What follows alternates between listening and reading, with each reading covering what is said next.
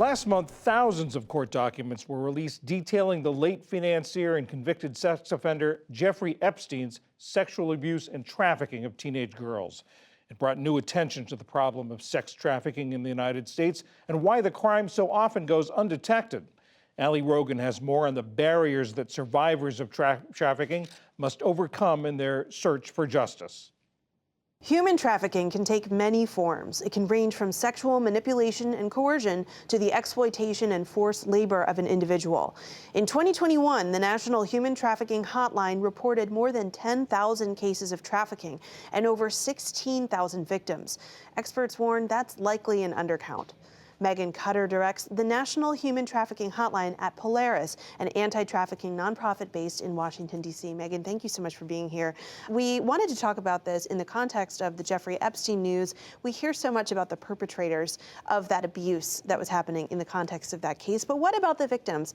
Are there characteristics that Epstein's victims share with other people who've experienced human trafficking? I actually think that sometimes in talking about the Epstein case, we get lost in the money and the power and the influence that Epstein and some of the people involved in that situation had. But actually, it's really very typical of a trafficking situation for a trafficker to identify people who maybe are vulnerable in some way. In the case of the people that Jeffrey Epstein victimized, often they were from a lower income community, people looking for some sort of way to earn some extra money. Human trafficking in general is an abuse of power and control using some form of force, fraud, or coercion to get someone to have sex for money, get someone to remain in a work situation that they no longer want to be in. And so it's not that different from what we see day to day, but I think some of that gets lost in the conversation. Are there misconceptions about trafficking that you spend time talking about, debunking? The first one I would share is this idea that trafficking requires some form of movement or transportation, or that it doesn't happen here in the United States. But trafficking can happen in someone's own community, in their own family, really any situation where there is that abuse of power and control to coerce someone to provide sex acts or to work. Another misconception is really this idea that people are getting snatched off the street and forced into human trafficking situations.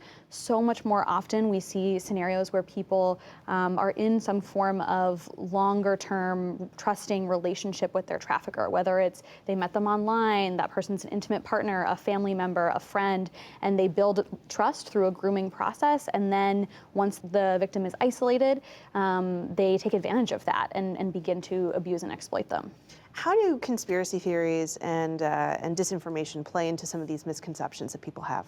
I think often when there's some sort of conspiracy theory or misinformation about human trafficking, it plays up some of those elements that are really sensationalized. And what that can often mean is that well-intentioned people, members of the public, are so focused on that they're missing how trafficking really happens. And that can overwhelm resources like the National Human Trafficking Hotline, and it can impede the way that victims and survivors, people experiencing trafficking, see themselves in those narratives and therefore identify themselves and reach out for help. Now, a lot of us have been to airports, rest stops that have signs advising you on spotting the signs of human trafficking. I wonder what your organization sees as the efficacy of those public service announcements. Are there ones that are more effective than others? I think we would really recommend that those types of awareness materials are geared towards people who might be in trafficking situations or who might be close to someone in a trafficking situation. So using plain language that's easy to understand in the languages of people who live in that community, if it's English or another language, making sure that that's available and just making it really easy for the layperson to read and say, oh, I might know someone in that situation, versus sometimes just using the word human trafficking over and over again. People might not see that and say, oh, that's me, that's my experience. What do people who experience trafficking need? How do they move forward once they're out of that situation? Polaris operates the National Human Trafficking Hotline, and part of the way that we operate that is when someone reaches out to us who is a survivor of trafficking, we share with them what their options are and then allow them to make a choice about what they want to see happen next. Because trafficking really removes that autonomy that many of us have in our lives to decide, do I want to access this type of service? Do I want to live in this place? Do I want to be in relationship with these people? And so we're really starting that process by giving folks options and choices, and then helping them connect with those types of resources. So that's really that first step of recovering from a situation where control is removed from you. We often talk about human trafficking in terms of sexual exploitation, but there's also a strong labor component to this. How does that work? Absolutely. I think, labor trafficking is defined as a situation where someone is forced to work and they're unable to leave their work situation without severe consequences to themselves or someone else. So we see that in agriculture, domestic work, caregiving, restaurants, really any place where there is work happening, labor trafficking can happen. But particularly in industries where there are less protections for workers or where workers are more isolated in rural areas or in individual homes, we see a higher risk for that type of abuse happening.